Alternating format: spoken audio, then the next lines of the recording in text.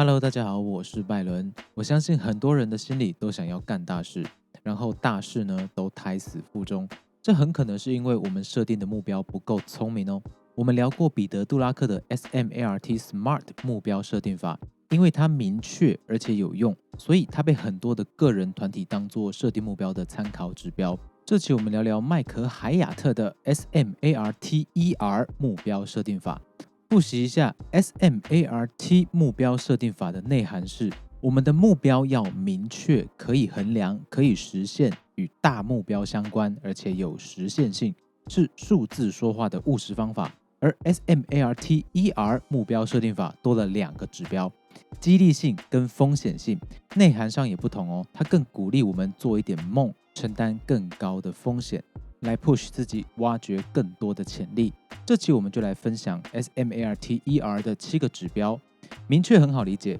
我要读更多书，跟我要学习更多斯多葛学派的哲学，后者就有相对明确可以专注的目标。目标要明确的指出你要什么，而不是讲进步、公平、发展、大家共荣之类的浪漫废话，你才不会连自己都混淆自己到底要干嘛。可衡量就是能够量化完成目标的程度，比方说不要只会讲，我要了解更多的理财知识，你要说我要每个月读一本有关理财知识的书，去量化目标绩效，那你就可以掌握自己这个月的进度到哪里。比方说这个月已经读到一本书的一半，可以说我完成了50%，读完一本书就是100%完成本月目标。如果你的目标是培养一个习惯，你的量化方式可以是量化持续性。比方说你想要培养冥想的习惯，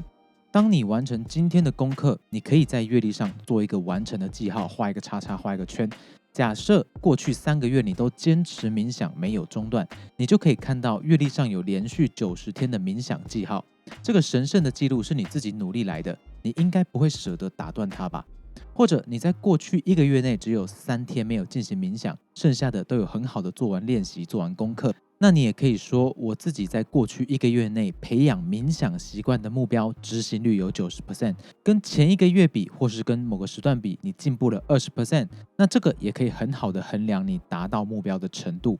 再来，可行性是除了考虑目标在现实情况可否实现之外，还要再考虑为了完成目标，具体来说要做什么。我们要斟酌用什么动词来设定目标。比方说1年后我要能够深蹲自己的体重，这个就很难判断接下来要采取什么下一步行动。方法有很多，那你打算怎么开始呢？如果我们改成每次练腿的实际重量需要比上次提高 0.1 公斤，直到重量跟自己的体重相当，这样的描述就让你很清楚你要做什么，你要每次都提高 0.1 公斤。好，相关性很重要，它是你做的事情跟你的最终目的要有相关性，也要和你当前的生活有相关的考虑，不可以跟其他重要的事情相冲突。如果现在你的家庭需要你，他需要你的这份收入，需要你的存在来让这个家庭得以延续，那现在也许不是一个适合裸辞旅行的好时间哦。我们在同一个期间内不能够照顾太多目标，在海亚特的书里面，他建议不要超过2个，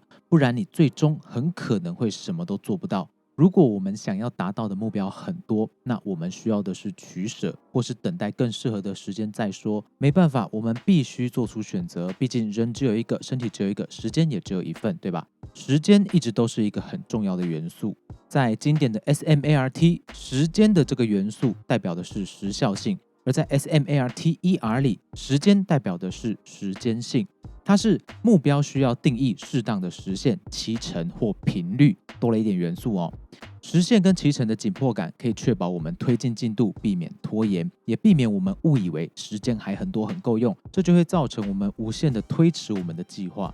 另外，在这个系统里面的 T 还包含了频率的元素，它可以借由频率设定作为行动的触发物，培养我们长期的习惯。比方说，设定每天洗澡前先做一套锻炼，这就是用将要洗澡来触发锻炼。你也可以配合做记号来把这个锻炼的习惯给固定下来，或者是我们设定闹钟，在每天固定的时间主题阅读1个小时。这个的作用是用固定频率的方式来强化我们想要培养的习惯。好，接下来要讲到多的激励性。激励性是你想要做到这件事的理由，是你的初心。如果你的初心没有办法激励你自己，没有办法带起你的情绪，没办法让你有教练我想打球的那种火热的感觉，那你很快就会怀疑我到底在做什么。如果可以的话，我们要写至少2个以上有意义的原因，把它记录在这个目标旁边，一目了然。当我们失去动力的时候，就可以去提醒自己，当初是为什么行动，为什么激动。最后这个第2个 R 风险性是目标要有足够的挑战性。大多的目标设定法都建议目标要务实，要切合实际，但务实就代表安全。如果要有突破的收获，你就必须要承担更大的风险波动。就像企业家跟管理者的关系，企业家的作用往往是开创跟带团进攻，去开创更多的蓝图，去占据更多的地点。而管理者的作用是调控团队，让组织顺利运作。两者的特质都很重要。Smarter 虽然也强调目标要具有可行性，要务实，但他也强调我们不要一昧的规避风险，而要适当的提高我们的标准。目的是避免自己留在安逸的舒适圈，并且发挥潜力，将能力圈推到最大。不管是你还是我，可能都比我们自己想的更加强大。试试看，拓展我们现有的目标，看自己能够做到哪里。比方说，每个月我要读透1本书，我们可以挑战看看，每个月读透2本书，直接把我们的目标拓展成2倍。或许最后我们不能做到拓展后的目标，但可以想见，我们会比原本的设定进展更多，发挥更多的潜力。那么，希望这期多少对你有一点点的帮助。我是 Byron，那我们下次见喽。